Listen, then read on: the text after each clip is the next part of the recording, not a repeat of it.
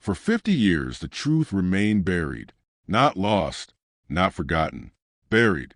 Documents disappeared into locked archives. Photographs were placed inside boxes that no one was supposed to open.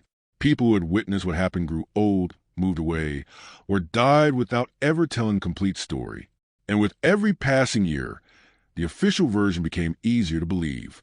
Eventually, an entire generation grew up thinking there was nothing left to discover. But there was.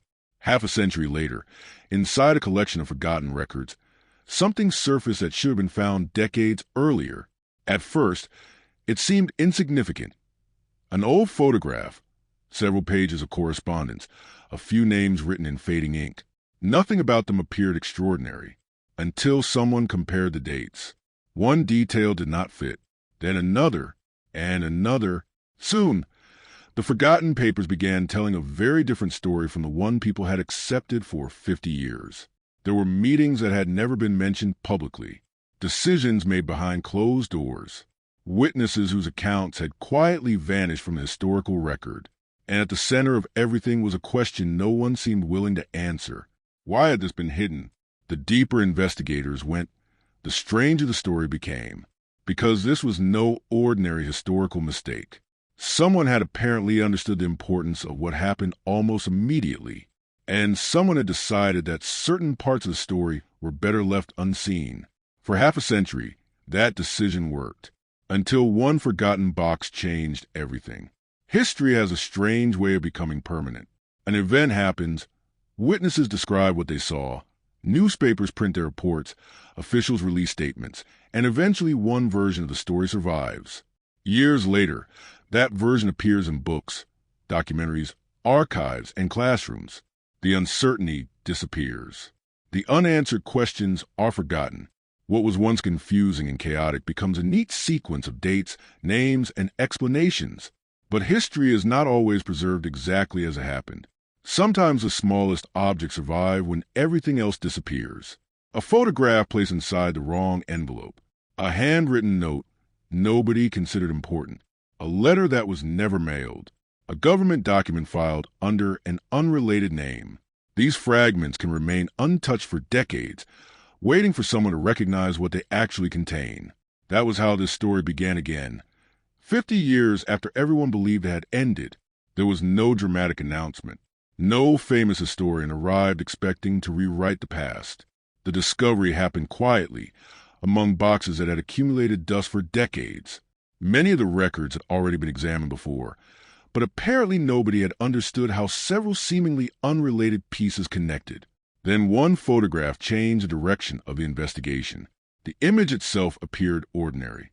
It showed a building that had played a minor role in events half a century earlier. Several people stood outside.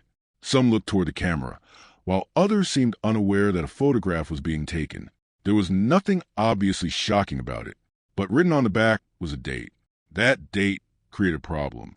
According to the accepted story, what appeared in that photograph could not have happened when the inscription said it did. Either someone had written the wrong date decades earlier, or an important part of the historical timeline was incomplete. The easiest explanation was that somebody had simply made a mistake. That explanation lasted only until the next document was found. And when a second piece of evidence confirmed the same impossible timeline, researchers realized they were no longer investigating an error. They were investigating 50 years of silence. The box had no reason to attract attention. It was one among hundreds stored in a section of the archive that contained material considered secondary, administrative correspondence, photographs without proper descriptions, duplicate reports, personal notes, and documents that had never been important enough to receive careful classification. Some boxes had remained unopened for years. Others had been examined briefly and returned to the shelves because nothing inside seemed historically significant. This particular box carried an old identification number, several faded markings, and a handwritten word that was almost impossible to read. There was no indication that anything inside could challenge a story people had accepted for half a century. When the lid was finally removed, the contents appeared exactly as expected. There were envelopes yellowed by age, photographs curled at the edges, carbon copies of letters, handwritten lists of names, newspaper clippings, and several folders tied together with string. Some pages had water stains. Others had become brittle enough that they had to be handled carefully. Most of the material seemed ordinary. It belonged to the forgotten machinery surrounding a historical event rather than the event itself. These were the papers of people who arranged meetings, recorded names, delivered messages, prepared rooms, moved equipment, and witnessed things without realizing anyone might care about their memories decades later. The photograph was discovered between two folders. There was no protective sleeve around it, and no description attached to the front. It showed a large building with several figures gathered nearby. At first, there seemed to be nothing unusual about the scene. Similar photographs existed elsewhere in the archive, but when the photograph was turned over, three things appeared on the back: a date, a location, and a short handwritten sentence. The writing was faded but still readable. The date immediately stood out because it placed the gathering several days earlier than the official timeline allowed. That alone proved nothing. Dates written on photographs are frequently wrong. Someone might have added the information years afterward and remembered incorrectly. The photographer could have confused one day with another. Even the photograph itself might have been stored with unrelated documents. Any responsible researcher would begin with those possibilities before considering something more extraordinary. So the image was placed aside while the rest of the box was examined. Then came the first letter. It had been written shortly after the date recorded on the photograph. The writer mentioned the same building and referred to a gathering that had already taken place. More importantly, the letter contained two names associated with the official event several days later. Suddenly, the photograph was harder to dismiss. Two independent objects appeared to be describing something that, according to the accepted history, had not yet happened. More documents followed. A transportation record contained another familiar name. A handwritten list appeared to identify people expected at a private meeting. A newspaper clipping mentioned unusual activity in the area without explaining its purpose. None of these pieces was decisive by itself, but together they formed a pattern. Something had occurred before the date history remembered. The question was no longer whether the photograph had been incorrectly labeled. The question was what those people had been doing there. Researchers returned to the official records expecting to find a simple explanation. Perhaps there had been a preliminary meeting that historians had overlooked. Perhaps the gathering was completely unrelated.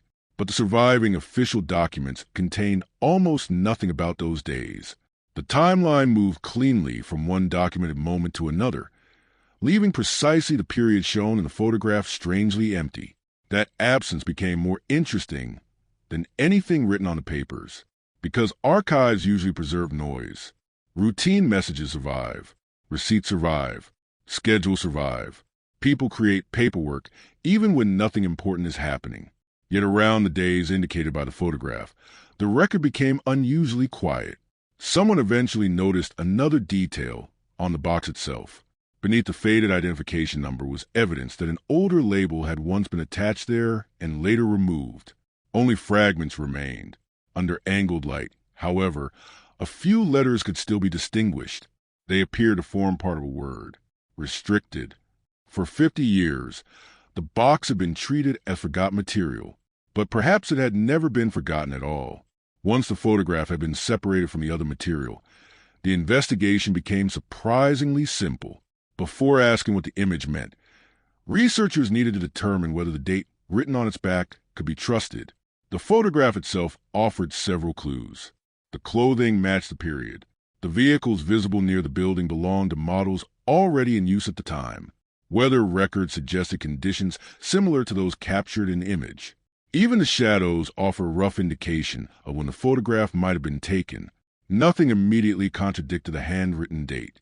More importantly, nothing supported the convenient explanation that the photograph belonged to another year. Attention then shifted to the people standing outside the building. Most were difficult to identify.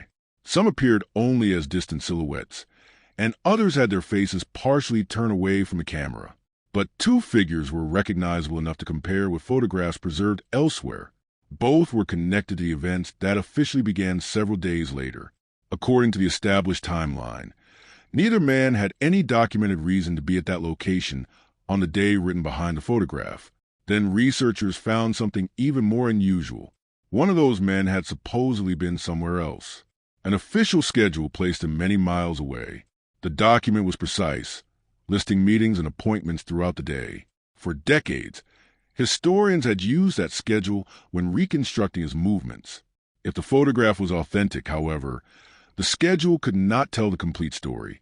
Either the man had traveled without the movement being properly recorded, or the official document had been created in a way that concealed where he actually went. There was still no reason to assume deliberate deception. Historical records often contain mistakes, especially when reconstructed after an event. But another discovery made coincidence increasingly difficult to accept. Inside the same archive was a transportation log containing an entry that had previously attracted no attention. A vehicle had been requested that morning for an unnamed passenger. The destination matched the area surrounding the building in the photograph. The return time would have allowed the passenger to reappear later without creating an obvious gap in the official schedule. The passenger's name was missing. Someone had drawn a line through the space where it should have appeared. That single blank became one of the most important details in the entire collection. Every other entry on the page identified a passenger or department. Only this journey had been recorded without a name. Researchers examined the ink, handwriting, and surrounding entries. There was no indication that the line had been added recently. Whatever had happened to the record had happened decades earlier. The investigation now moved beyond one forgotten box. Researchers searched other collections connected to the same period. They found references that seemed meaningless until compared with the photograph. A telephone message asking whether the visitors had arrived, a receipt for refreshments delivered to the building, and a short note stating that a room should remain unavailable until late afternoon.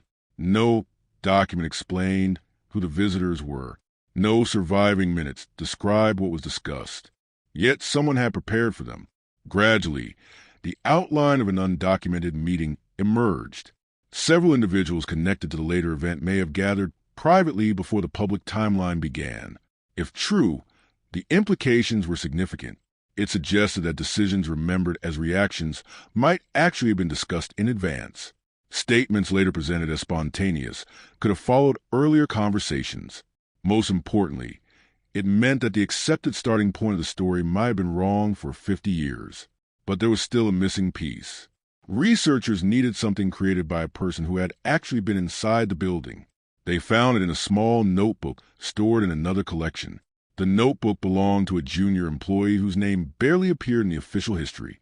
Most entries were painfully ordinary: working hours, errands, telephone numbers, reminders, expenses. Then, on the date written behind the photograph, the employee recorded a sentence unlike anything else in the notebook. He wrote that he had been told to leave the upper corridor before the visitors arrived. Below that sentence were 4 initials. 3 could eventually be connected to known individuals. The 4th could not.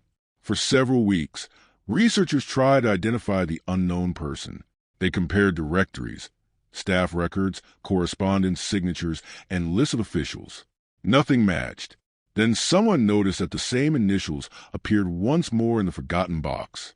They were written in the corner of a sealed envelope, and inside that envelope was a letter marked with a simple instruction: not for the official file. The envelope had already been opened decades earlier. Its flap was damaged, and a thin line of discoloration showed where the adhesive had once held it closed. Whoever had first opened it had apparently read what was inside and then returned the letter to the envelope. There was no archival stamp, no catalog number, and no indication that the document had ever entered the official record. Only the initials in the corner connected it to the mysterious 4th person mentioned in the notebook. The letter was surprisingly short. It did not describe a conspiracy, confess to wrongdoing, or explain why the meeting had been kept out of the historical timeline. Instead, it read like a private warning between people who already understood the situation. The writer referred to the discussion and insisted that certain details should remain outside the formal record until a decision had been made. Several names were mentioned indirectly, using only surnames or initials. One sentence was underlined twice. It stated that public statements should not create the impression that anything had been decided beforehand. Those words changed the investigation. Until that moment, researchers could still argue that the undocumented gathering had been routine. Perhaps officials had met informally without discussing anything important. Perhaps the photograph transportation record, refreshments, restricted corridor, and missing passenger name were merely pieces of an ordinary meeting that historians had overlooked. But the letter suggested something different. Someone present had been concerned about how later events would appear if the earlier discussion became known. The date of the letter was equally important. It had been written the morning after the gathering, several days before the moment traditionally described as the beginning of the story. This meant the concern about public perception existed before the public even knew there was a story to follow. Researchers began tracing the handwriting. They compared the letter with correspondence written by people whose initials matched those found on the envelope. The process took time because many surviving documents were typed, signed only at the bottom, or written by secretaries. Eventually, however, several handwritten notes provided a convincing comparison. The formation of certain letters, the unusual spacing between words, and a distinctive way of writing numbers all pointed toward one individual. He was not a famous name. That made the discovery more interesting. He had worked close enough to senior figures to know what was happening, but remained far enough from public attention that historians had rarely studied his personal papers. After his death, most of those papers had been donated and cataloged under broad administrative categories. Researchers searched them again, this time knowing exactly what they were looking for. They found another letter, then another. Neither directly described a hidden meeting, but both contained language similar to the first document. There were references to keeping preliminary conversations separate from formal proceedings and to ensuring that written records reflected only decisions made at the appropriate stage. One note instructed a colleague to destroy an earlier draft because it could cause confusion if preserved. Whether that draft was actually destroyed remained unknown. But someone had clearly been thinking about what future readers might see. This distinction mattered. Historical secrecy does not always require a dramatic order to hide the truth. Sometimes it happens through smaller decisions. A conversation is not recorded, a draft is discarded, a name is removed from a log, or a document is stored somewhere no researcher would think to look. After enough time passes, those absences become invisible. Future historians build their accounts from what remains, unaware of what was deliberately excluded. The investigation now focused on reconstructing the meeting itself. Who attended? What did they discuss? And why was it important that later events appear to have developed without prior planning? The photograph provided several possible attendees, but the image captured only the exterior of the building. The notebook offered 4 initials, while transportation records suggested at least one additional visitor. Researchers needed another source, preferably something created without knowledge that it might someday become evidence. They found exactly that in financial records. Among ordinary expenses from the building was an invoice submitted several days after the meeting. It covered food, coffee, and additional supplies requested for a private gathering. The number of people was written beside the total: 9. Until then, researchers had suspected 4 or 5 participants. There had been at least 9. The invoice also included the name of the employee who approved the expense. His personal papers still existed, although they had been stored in another archive hundreds of miles away. When those records were examined, researchers discovered a small appointment diary. Most pages contained only names and times. On the day of the photograph, however, the afternoon had been blocked out completely. Across the center of the page, the man had written 2 words: special group. Underneath, in much smaller handwriting, was another note: use rear entrance. Suddenly the photograph made more sense. The people visible outside the building may not have been arriving for the meeting. They may have been leaving after using an entrance designed to keep their arrival unnoticed. And if 9 people had gathered secretly before the official story began, the next question became unavoidable. What happened inside that room? Reconstructing a meeting that had never officially existed required patience. There were no minutes, no recording, and no surviving document labeled with the names of the 9 people believed to have attended. Instead, researchers had to work backward from fragments created before and after the gathering. A telephone message here, an appointment canceled there, a car requested without a passenger's name, an expense approved several days later. Individually, the records revealed almost nothing. Together, they began to show the shape of an afternoon that history had somehow erased. The building itself offered the first clue. Old floor plans showed that the rear entrance mentioned in the appointment diary led to a narrow corridor separated from the main public rooms. Visitors entering there could reach a private conference room without crossing the lobby. The room had thick walls, a separate telephone line, and windows facing an enclosed courtyard. It was an ideal place for a meeting intended to attract little attention. Staff schedules from that day also revealed something unusual. 2 employees normally assigned to the upper floor had been transferred temporarily to other duties that matched the junior employee's notebook entry stating that he had been ordered away before the visitors arrived. Researchers then examined telephone records. Most calls had been recorded only by destination and duration, but several outgoing calls immediately after the suspected meeting stood out. Within less than an hour, calls were placed to offices connected with people who would become central to the public event several days later. Whatever happened in the room appeared to have triggered immediate activity. One call was especially interesting. It went to an office whose official involvement supposedly began much later. That office's surviving files contained a memorandum dated the following morning. The memorandum discussed possible responses to a situation that, according to the accepted historical timeline, had not yet fully developed. The language was cautious, but the writer appeared to know details that would only become public afterward. For decades, historians had assumed the memorandum was simply evidence that officials had anticipated what might happen. Now there was another possibility. Perhaps they had not anticipated it. Perhaps they had already discussed it. Researchers compared the memorandum with later public statements. Several phrases were remarkably similar. Ideas that would eventually be presented as responses to new information appeared, in rough form, inside the earlier document. That did not necessarily mean the later events had been planned, but it strongly suggested that people behind the scenes had been preparing for possibilities long before the public understood what was happening. The distinction was crucial. History often remembers decisions as occurring at a single dramatic moment, but real decisions rarely work that way. They develop through conversations, disagreements, drafts, private warnings, and contingency plans. The hidden meeting might simply have represented that messy preliminary process. Yet if that were true, why hide it? Why remove a passenger's name from a transportation log? Why instruct visitors to use the rear entrance? Why keep the discussion outside the official file? Why worry that the public might believe something had been decided beforehand? Those questions became more difficult to ignore when researchers identified a 7th possible participant. His name appeared nowhere in the documents associated with the building. Instead, the connection came from a personal letter written to his wife. He mentioned returning late after a long afternoon with people who wanted certainty where none existed. He did not identify the location or describe the subject, but the date matched the photograph. Another sentence was more revealing. He wrote that he disliked the arrangement and feared they were creating a version of events that would become impossible to correct later. For researchers, those words were extraordinary. Here was someone apparently concerned at the time that the record being created might not reflect what had actually happened.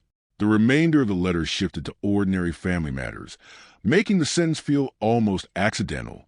There was no dramatic confession. No explanation followed. The writer may never have imagined that anyone outside his family would read those words 50 years later. But someone had preserved the letter, and now the investigation had its first hint of disagreement inside the hidden meeting. Perhaps the 9 people had not gathered to carry out a single secret plan. Perhaps they had argued about what should happen next, and, more importantly, about what the public should eventually be told. Researchers began searching for evidence of that disagreement. They discovered it in a draft memorandum containing handwritten corrections. The final version had been known for decades.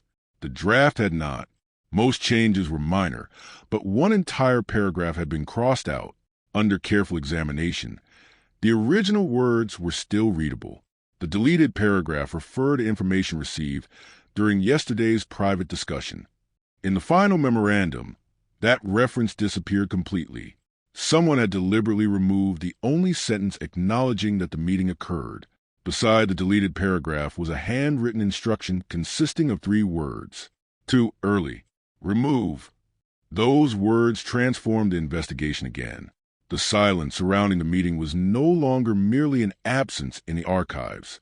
There was now evidence that at least one direct reference to it had been intentionally deleted before an official document was finalized, and the person who wrote those 3 words was someone researchers already knew. His initials were the 4th set found in the notebook.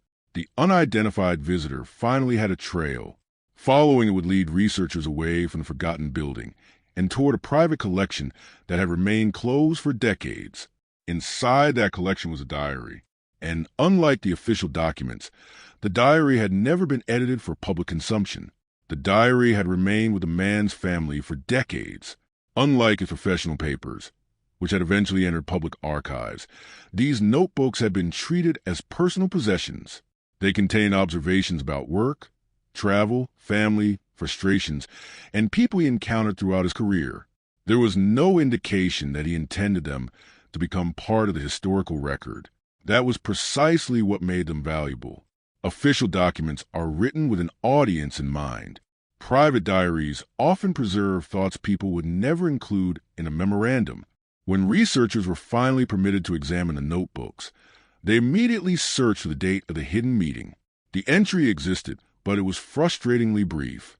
The writer mentioned arriving through the rear entrance shortly after midday and described the atmosphere as tense.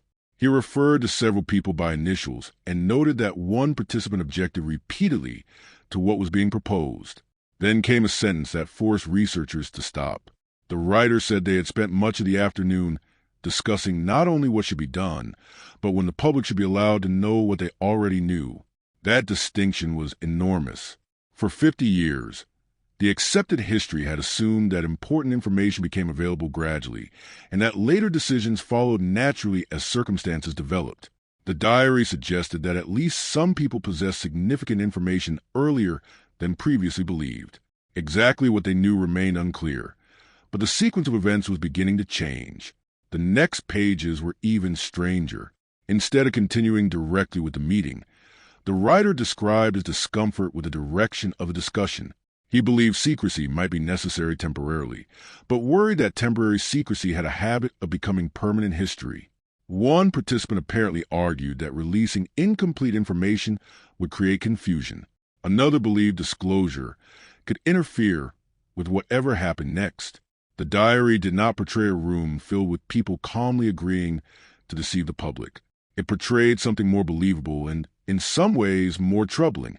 Intelligent people convincing themselves that withholding information was a responsible choice. That mattered because secrets rarely begin with someone announcing that the truth must remain hidden for 50 years. They begin with phrases such as, "not yet, until we know more," or "for the moment." Then circumstances change. New problems emerge. People retire. Documents are filed away. Eventually, nobody remembers exactly why the secrecy began. The writer seemed aware of that danger. Near the bottom of the entry, he recorded a warning he claimed to have made during the meeting. If they created an incomplete official account now, later generations might mistake that account for complete truth. Someone had answered that history could be corrected later. It wasn't. Researchers continued through the diary. In the days following the meeting, references became increasingly indirect. The writer mentioned telephone calls, revised statements, and arguments over wording. He repeatedly expressed frustration about the difference between what participants knew privately and what appeared in official documents. Then, several days later, the public event occurred, the moment historians had traditionally treated as the beginning. The diary entry for that day contained only one remarkable sentence. Now everyone is reacting to what some of us have been discussing all week. That sentence did not prove that the public event had been planned. It did not establish a vast conspiracy, but it demolished the assumption that everyone involved had been surprised at the same time. Some people knew more, and they knew it earlier. The question was how much earlier. Researchers returned to the first pages of the diary and noticed something they had initially overlooked. 2 days before the hidden meeting, the writer had recorded receiving an unexpected telephone call late in the evening. He gave no details about the caller, but wrote that the information was serious enough to require a private gathering. That meant the trail did not begin with a photograph. It began at least 2 days earlier. Investigators searched telephone logs, correspondence, travel records, and appointment books from that evening. Most yielded nothing. Then they found a small notation in the diary's margin, 3 numbers separated by dashes. At first, they seemed meaningless. Eventually, someone realized they resembled an old internal telephone extension. The extension belonged to an office located in another city. That office had closed decades earlier, but some of its records survived. Among them was a register of outgoing calls. On the evening mentioned in the diary, a call had indeed been placed to the future meeting participant. Beside the entry was the name of the person who requested it. Researchers recognized the name immediately. The man had appeared briefly in the original historical investigation 50 years earlier. His testimony had been summarized in only a few paragraphs, and historians had generally considered him a minor witness. But now it appeared he had contacted someone at the center of the hidden meeting before the official story even began. Researchers pulled his original testimony. Something was missing. The document started on page 2. Page 1 had disappeared. The missing page might have been nothing more than an archival accident. Old collections are full of incomplete documents. Pages become separated, folders are reorganized, staples rust away, and papers are occasionally filed in the wrong location. Researchers knew better than to treat every absence as evidence of deliberate concealment. But this particular absence was difficult to ignore. The surviving testimony began in the middle of a sentence, and the first complete paragraph referred to information that had apparently been explained earlier. Without page 1, the witness's account lacked its beginning. The very part most likely to describe what he had first seen, heard, or discovered. Copies of the testimony were requested from other archives. Every known version had the same problem. Each began on page 2. That suggested the first page had disappeared before the document was widely duplicated.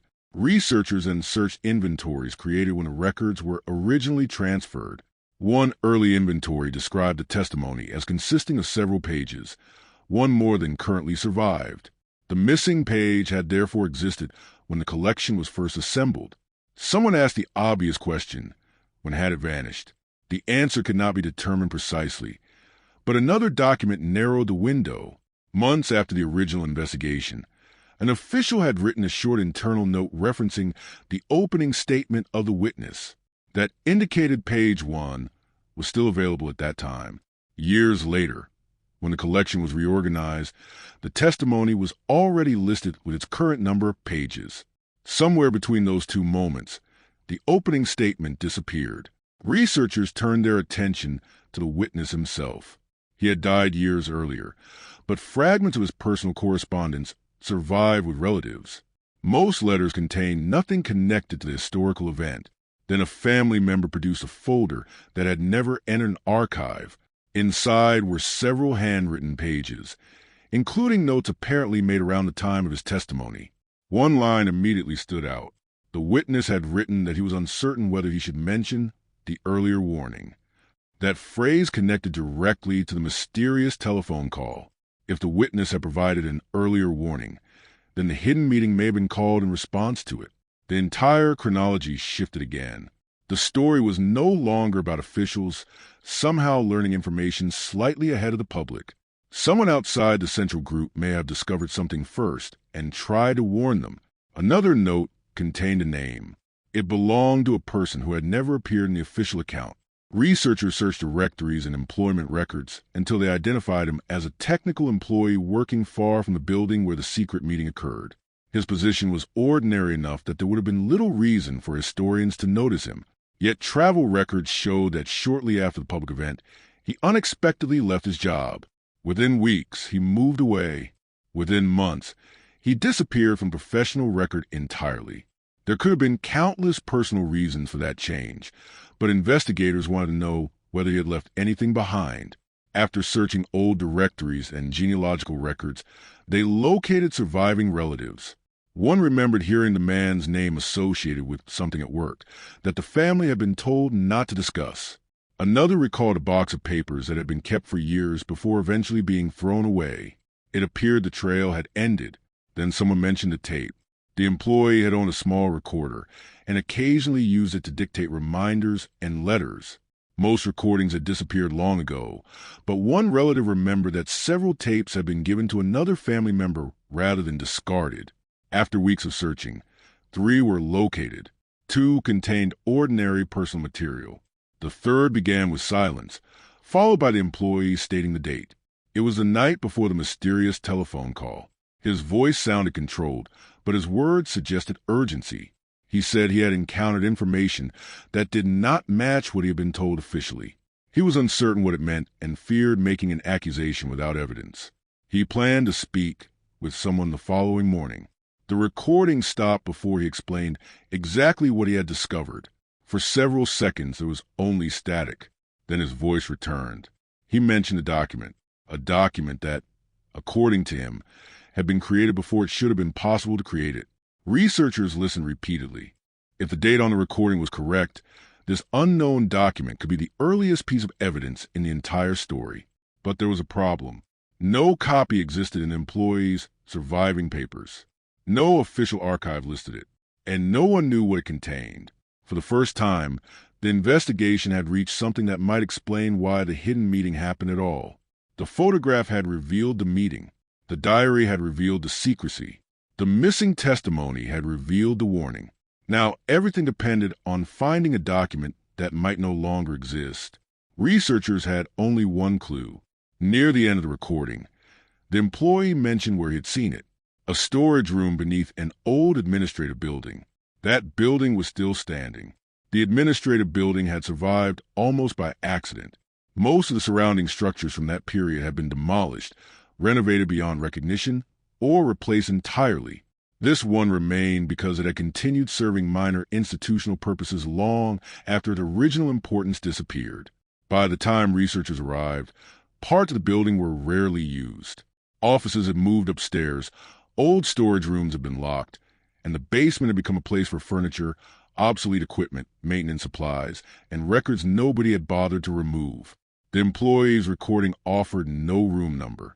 It simply referred to storage beneath the building. Researchers began with old floor plans and discovered that the basement had once contained several record rooms. Most had been emptied decades earlier, but one section had been sealed during renovations. Behind a temporary wall were shelves covered in dust, metal cabinets, broken boxes, and bundles of documents that appeared never to have been transferred to main archive. There was no guarantee that any of them had belonged to the period under investigation. For days, the material was examined carefully. Much of it was useless. Maintenance records, payroll forms, equipment inventories, delivery receipts, and duplicate correspondence. Then a researcher opened a metal cabinet whose drawers had become difficult to move with age. Inside were folders arranged by month. One folder covered the exact month of the mysterious telephone call. At first, it seemed disappointing. The papers were mostly routine reports. But near the back was a thin carbon copy with no signature. Its heading matched the department where the technical employee had worked. More importantly, the date printed at the top came before the hidden meeting and before the public event. The document described a developing situation using terminology that would not appear publicly until later. Researchers immediately understood why the employee had been disturbed. If the date was genuine, someone had documented knowledge of an event before the official timeline said that knowledge existed. But authenticity had to come first. The paper, typewriter characteristics, filing system, and surrounding documents were examined. Nothing suggested a modern fabrication. Other papers in the same folder had sequential markings consistent with the period. The carbon copy appeared to have been created alongside them. Then researchers noticed something handwritten in the lower corner. 2 words, hold release. That instruction changed the meaning of the document. It suggested the information had not simply been recorded early. Someone had apparently made a conscious decision not to distribute it. A second notation referred to another report by number. That report was missing from the folder. However, the number provided a new trail. An old index showed that the missing report had once existed and had been transferred to a different office shortly after the public event. Researchers followed the transfer records until they reached another archive. There, after half a century, they found it. The second report contained more detail than the carbon copy. It described information received from multiple sources and recommended immediate review. Nothing in the language proved that later events had been deliberately caused or staged. In fact, the document suggested uncertainty and confusion. But one fact had become increasingly difficult to dispute. Important people had received warnings earlier than the public record acknowledged. The hidden meeting now had a likely purpose. 9 people had gathered because someone had warned them that something serious might be developing. They discussed what they knew. They debated what should be released. And they apparently decided to wait. What happened afterward created the mystery. Because when the situation eventually became public, officials behaved as though the warning had never existed. The earlier reports disappeared from the narrative. The private meeting vanished. The witness's first page went missing. References were removed from drafts. A passenger's name disappeared from a transportation record. Individually, each irregularity could have an innocent explanation. Together, they formed something much harder to dismiss. Researchers now had evidence that the historical record had been simplified after the fact, but they still did not know why. Was the secrecy intended to protect an investigation, prevent panic, shield individuals from embarrassment, conceal a failure to act on an early warning? Or was there something else in those reports that researchers had not yet discovered? The answer appeared in the final paragraph of the second report. One sentence referred to an attachment. The attachment was not present.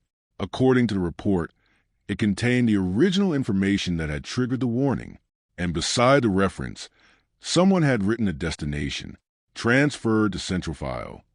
Researchers knew immediately what that meant. There should have been another copy, not in the basement, not in the forgotten box, but inside the main archive that historians have been studying for 50 years. The document they had been searching for might have been there all along. It had simply been filed under another name. Finding the attachment should have been straightforward. The transfer note gave researchers a destination, and the Central Archive contained extensive records from the period. Yet searching for a document that had apparently been filed under another name created an unusual problem. There were thousands of folders, many described only by broad administrative labels. If someone had intentionally wanted the attachment to disappear without destroying it, placing it inside an unrelated file would have been remarkably effective. The document could remain physically preserved while becoming almost impossible to discover. Researchers began with accession records, old catalog cards, transfer lists, and handwritten indexes created before the archive had been computerized. They followed every reference connected to the report number, department, date, and individuals involved. For weeks, nothing appeared. Several promising folders contained gaps where documents had once been removed. Others had been reorganized so many times that their original order could no longer be reconstructed. Then a catalog card revealed an unusual transfer. Shortly after the public event, a small group of technical records had been moved into a collection labeled as routine administrative correspondence. There was no explanation for the change. The destination collection was enormous and had attracted little scholarly attention because its description suggested nothing historically significant. Inside one of its boxes was a folder labeled Facilities. The first pages were exactly what the label promised: repairs, access requests, equipment problems, and building maintenance. Then, approximately halfway through, the subject changed completely. A folded document had been placed between 2 maintenance reports. Its reference number matched the missing attachment. After 50 years, researchers were finally holding the paper that may have started everything. The document contained a technical summary of unusual information detected before the public event. It had been prepared by employees whose names barely appeared in later histories. The language was cautious. The authors did not claim certainty. They repeatedly warned that the information required verification, but they believed it was serious enough to send upward immediately. Near the bottom was a distribution list. One recipient matched the person who received a mysterious late-night telephone call. Another was connected directly to the hidden meeting. The timeline was now clear. The warning had existed. It had traveled upward. People had discussed it privately. And later, nearly every visible trace of that early knowledge had disappeared from the official narrative. But the most revealing discovery was not the warning itself. Attached to the back was a handwritten routing sheet showing who had received the document and when. Several signatures appeared beside timestamps. One person had received it far earlier than researchers expected. He was a senior figure whose public statements later suggested that he had learned about the situation only after the event became widely known. according to the routing sheet. That could not have been true. At minimum, the document had reached his office earlier. Whether he personally read it was another question, and researchers were careful not to claim more than the evidence supported. An office receiving a document does not prove that every person inside understood its significance. The warning itself was uncertain. It might have been dismissed as unreliable. That possibility offered a very different explanation for the secrecy. Perhaps the hidden truth was not that officials had planned what happened. Perhaps it was that they had been warned and failed to understand what the warning meant. After the event became public, admitting that an earlier warning had reached senior offices could have created devastating questions. Why had nothing been done? Who had seen the report? Who decided to wait? Could the outcome have been different? Suddenly, the missing pages and edited documents made sense in a way that required no enormous conspiracy. People might have been protecting themselves. Researchers searched correspondence written immediately after the public event. One private note contained a sentence that seemed almost insignificant when historians first cataloged it decades earlier. The writer warned a colleague that the earlier material could become extremely damaging if interpreted without context. Another response said that discussion of the warning should remain limited until everyone agreed on a consistent chronology. A consistent chronology. Those words became central to the investigation, because the official chronology that survived for 50 years began only after the early warnings, private discussions, and internal uncertainty had been removed from view. History had not necessarily been fabricated from beginning to end. It had been trimmed. Complicated events had been simplified. Embarrassing details disappeared. Ambiguous warnings were forgotten. Private meetings became invisible. Eventually, the cleaner version replaced the messy reality. But one question remained. Who had ordered the cleanup? The answer might have survived on the routing sheet itself. At the very bottom, beneath the signatures and timestamps, someone had written a short instruction directing that future references to the warning be handled through a single office. The instruction was followed by a signature. Researchers recognized it. It belonged to one of the 9 people in the hidden meeting. And unlike most of the others, this person had left behind an extensive collection of private papers. Among those papers was a sealed folder. On the outside, he had written a year. The year was 50 years in the future. The sealed folder had been preserved exactly as its owner requested. It was not hidden in the ordinary sense. Archivists knew it existed. The family knew it existed, and its presence appeared in the collection inventory. What nobody had been allowed to examine was its contents. The restriction was unusually specific. The folder could not be opened until 50 years after the period described in the documents. By coincidence, that restriction had recently expired. Researchers requested access. Inside were fewer documents than expected. There were several letters, handwritten notes, a draft statement, and a memorandum marked personal. Nothing looked dramatic enough to justify half a century of secrecy. But as the pages were placed in chronological order, the reason for the restriction became clearer. The writer had documented the argument that followed the hidden meeting. According to his notes, the 9 participants had not agreed about what should happen. Some believed the early warning was too uncertain to justify immediate public action. Others argued that even incomplete information should be shared. A third group worried that releasing the warning could expose sources, disrupt ongoing work, and create panic around something that might prove insignificant. Then the public event occurred. At that point, the disagreement changed. The question was no longer whether the warning should be released. The question became whether anyone should admit it had existed. The private memorandum described an uncomfortable meeting held shortly afterward. Several participants apparently feared that revealing the earlier warning would create the impression that officials could have prevented what happened. Whether prevention had actually been possible remained unclear, but public perception mattered. The writer noted that no one wanted incomplete information transformed into an accusation of negligence. One participant proposed releasing everything. Another objected.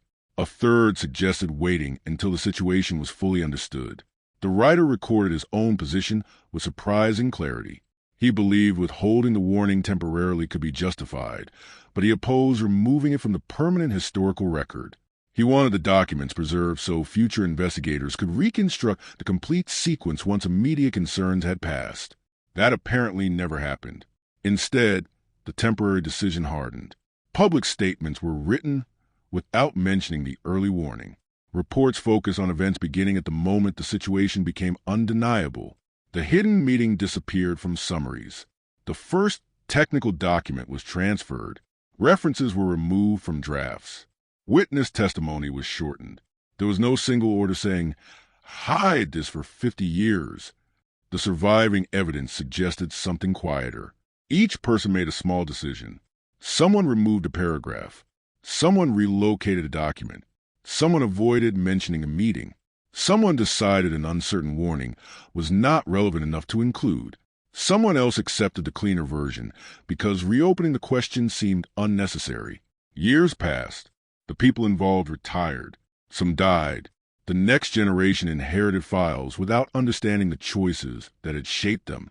Historians reconstructed events from the documents available to them and naturally concluded that the surviving record represented the complete story. The sealed folder challenged that assumption. One letter was especially revealing. It had been written years after the event, but apparently never sent. The writer addressed a former colleague and reflected on their decision to keep the early warning outside the public account. He did not describe the choice as malicious. Instead, he wrote about fear, uncertainty, institutional pressure, and a belief that they were protecting the public from conclusions that could not yet be proven. But near the end, his tone changed. He admitted that the longer they waited, the harder disclosure became. After 1 year, revealing the warning would have raised questions about why they waited a year. After 5 years, it would have raised questions about 5 years of silence. After 20 years, the silence itself had become part of the scandal. Eventually, telling the truth seemed more dangerous than continuing to say nothing. That was perhaps the most important discovery in the entire investigation. Secrets can survive without a mastermind. They survive because every passing year increases the cost of admitting the previous year was built on an incomplete story. The final document in the folder was handwritten. It appeared to have been prepared late in the man's life. There were corrections throughout, as though he had struggled to decide exactly what he wanted future readers to understand. He did not accuse his colleagues of deliberately creating the event. He did not claim that the early warning guaranteed anyone could have prevented it. In fact, he repeatedly emphasized uncertainty. But he acknowledged one fact.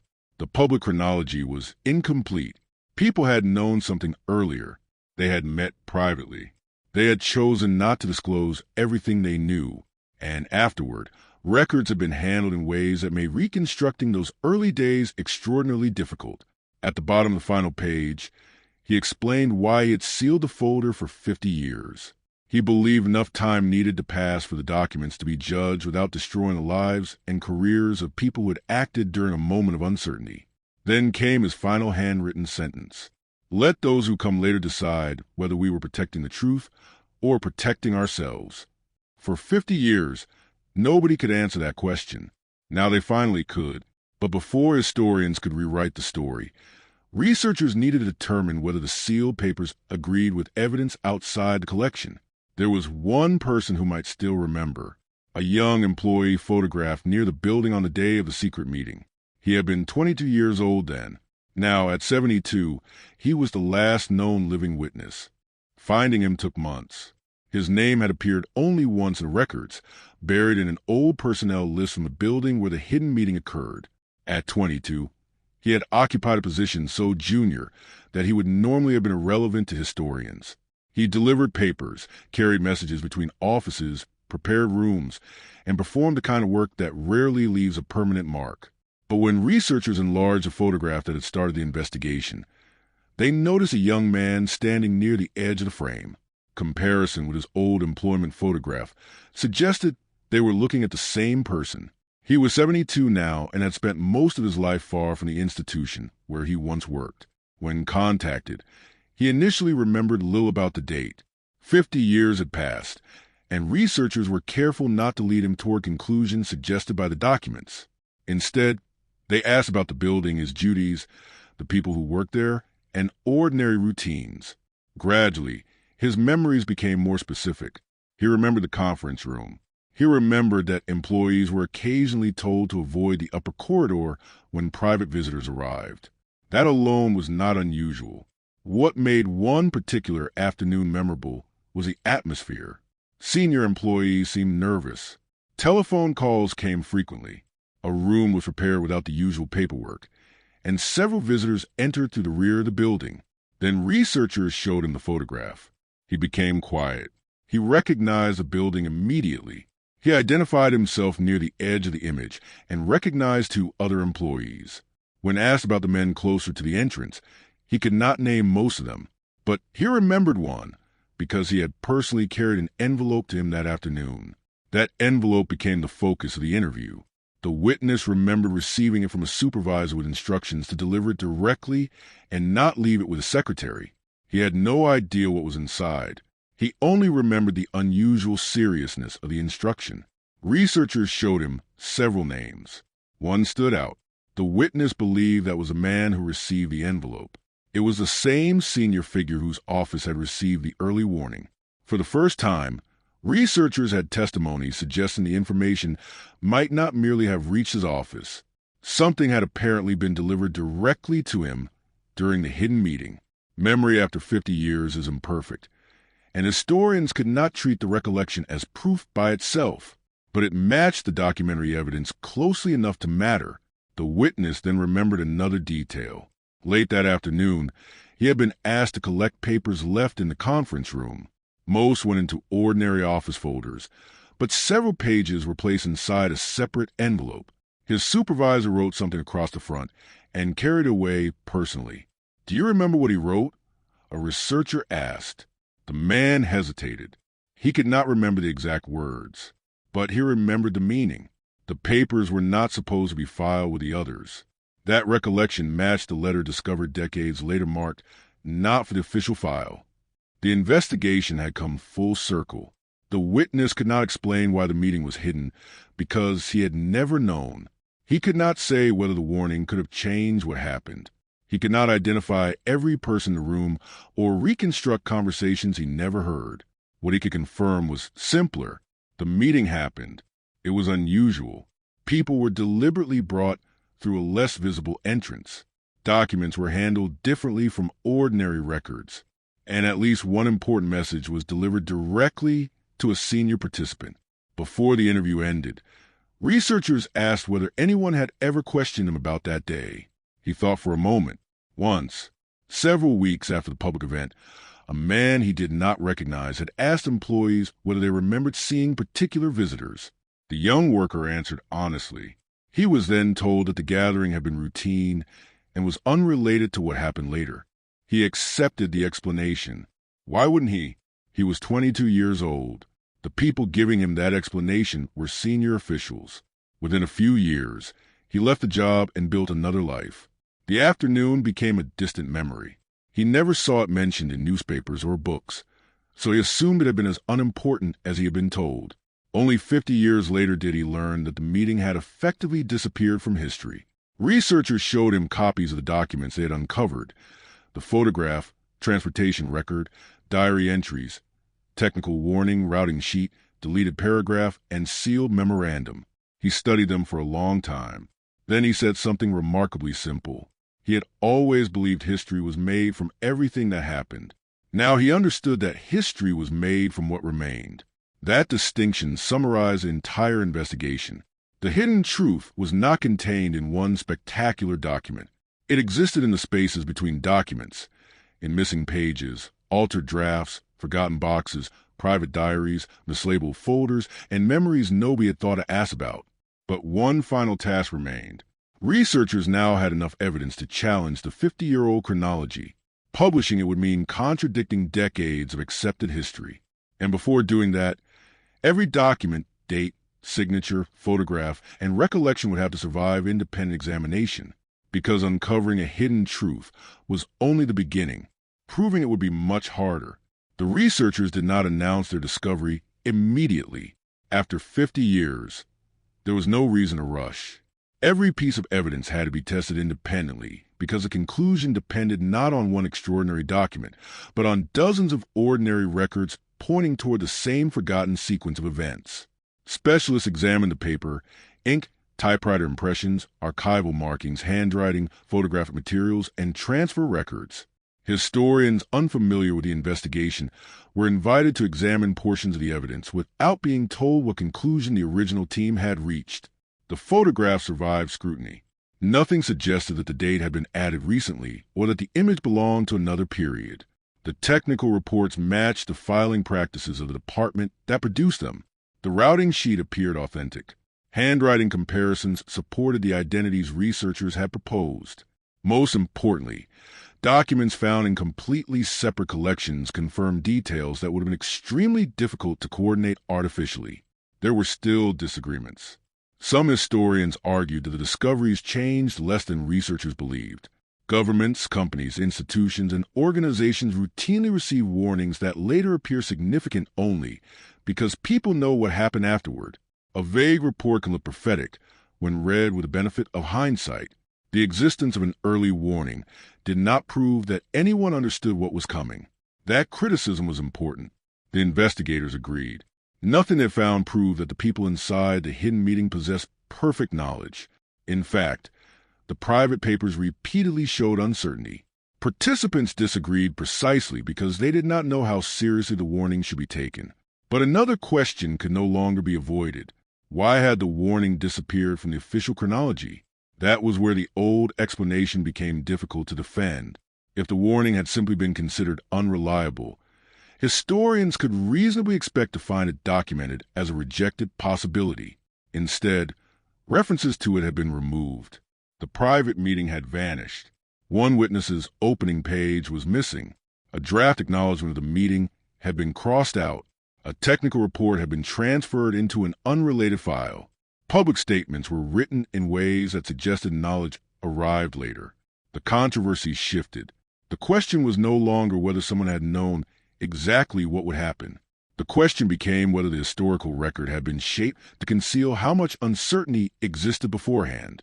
When the findings were finally presented publicly, the reaction was immediate. Some called the discovery proof of a decades-long cover-up. Others dismissed that interpretation as sensational. Researchers found themselves correcting both extremes. The evidence supported neither a perfectly coordinated conspiracy nor the comforting idea that nothing important had been hidden. Reality was more complicated. There had been an early warning. There had been a private meeting. There had been a decision to delay disclosure. And afterward, the public record had been constructed without important parts of that earlier story. Whether every omission had been deliberate was impossible to determine. Whether the omissions changed history was much easier to answer. They did. Within months, Archive began reviewing related collections. Additional documents surfaced, most of them minor. A secretary's calendar confirmed one visitor's appointment. A travel reimbursement placed another participant near the building. A retired employee remembered unusual instructions that week. None transformed the story alone, but each reinforced the emerging chronology. Then an archivist discovered something researchers had never expected. It was another photograph. Unlike the image from Forgotten Box, this photograph had been properly cataloged for decades. Historians had seen it before. It showed several officials standing together inside a different building shortly after the public event.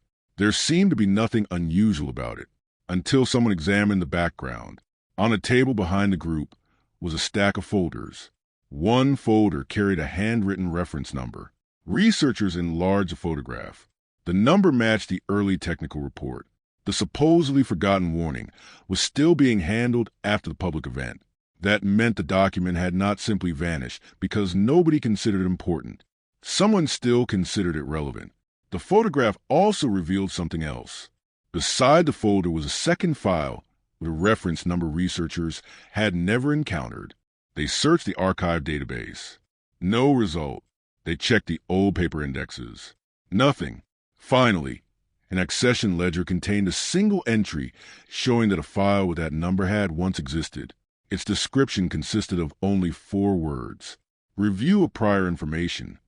The file itself was gone. Nobody knew when it disappeared.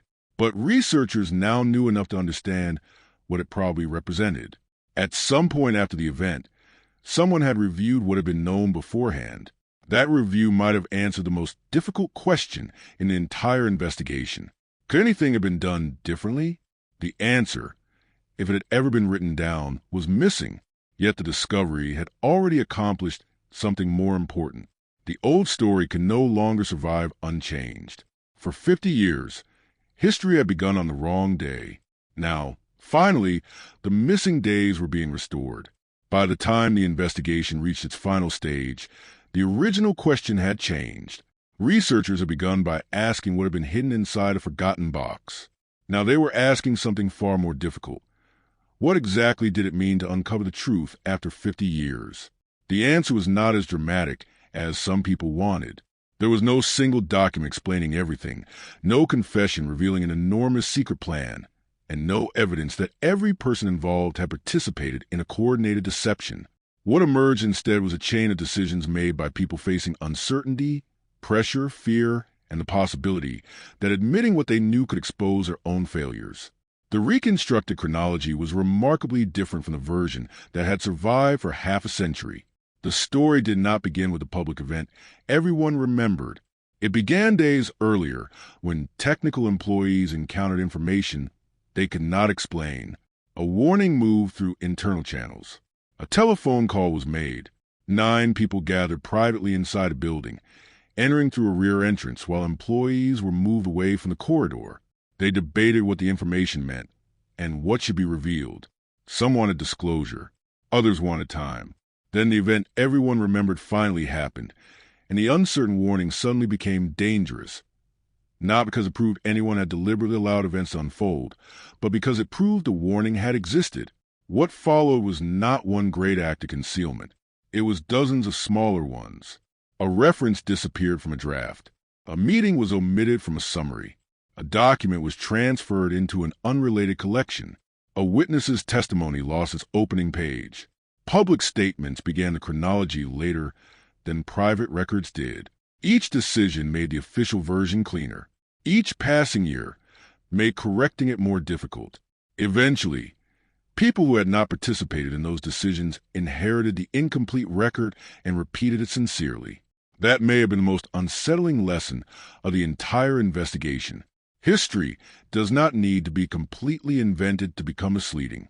Sometimes all that is necessary is to remove the beginning. Without the warning, the later response appeared understandable. Without the private meeting, officials seemed to be reacting for the first time. Without the deleted paragraph, there was no reason to suspect earlier discussions. Without the missing testimony, the witness appeared less important. Remove enough context, and the remaining facts can all be technically accurate, while still creating a story that never truly happened in that form. The discovery forced historians to reconsider not only this event, but the way historical certainty itself is created. Archives feel permanent. Official documents feel authoritative. Dates printed in books feel fixed. But every archive is also a collection of choices. Someone decided what to preserve. Someone decided what to classify. Someone wrote the report. Someone summarized the testimony. Someone labeled the box. Someone decided which version became official. And sometimes the most important evidence survives only because somebody forgot to destroy it. The forgotten photograph had survived. The diary had survived. The technical report had survived. The sealed folder had survived. And one witness had survived long enough to remember the afternoon when several important people entered a building through the rear door. None of those pieces alone could have rewritten history. Together, they restored the days that had disappeared. The final published chronology did not claim to answer every question. Researchers still could not determine exactly how seriously each participant understood the original warning. They could not prove what might have happened if information had been released immediately. History does not allow experiments. There was no second version of events available for comparison, but they could establish something simpler. The public had not been given the complete sequence. For 50 years, people had known the ending without knowing the beginning, and perhaps that was why the truth remained hidden for so long. The secret was not buried behind an enormous locked door guarded by generations of conspirators. It was scattered across ordinary places where nobody thought to look. A basement cabinet, a mislabeled folder, a family collection, the back of an old photograph, the missing first page of a testimony. The people responsible probably never imagined those fragments would someday be reunited. But paper has a strange kind of patience. It waits. People retire. Institutions change. Buildings empty. Memories fade. The reasons for secrecy lose their power. Eventually, someone opens the wrong box, or perhaps the right one, and notices a date that should not exist. 50 years of certainty can collapse because of one handwritten number. And when that happens, history does not simply reveal what was hidden. It reminds us how easily something can become accepted as truth simply because everyone who knew otherwise stopped speaking. For half a century, the official story survived. Then one photograph was turned over, and history began again. For 50 years, the truth was not completely gone. Pieces of it were always there. A photograph remained inside a forgotten box. A warning survived beneath an ordinary building. A diary preserved what official reports ignored. A sealed folder waited for passage of time. And somewhere, an aging witness carried a memory that nobody had thought to ask him about. What disappeared was not the evidence. It was the connection between the evidence. That is what made this story possible. No single person needed to protect the secret forever. Time did most of the work. Documents were separated. People died. Archives changed. Memories faded. Eventually, an incomplete version became the accepted version, simply because there seemed to be nothing left to challenge it, until someone looked again. Perhaps that is the most important reason to keep searching through the forgotten corners of history. The past is never as silent as it appears. Somewhere inside an unopened box, an abandoned building, a private collection, or a photograph without a name, there may still be one small detail capable of changing everything we thought we knew. And sometimes, the difference between history and the truth is simply what survived long enough to be found. If you enjoy forgotten stories, unexplained discoveries, and mysteries buried beneath decades of silence, subscribe and stay with us, because some stories disappear for years. Others disappear for generations. But every once in a while, history gives something back.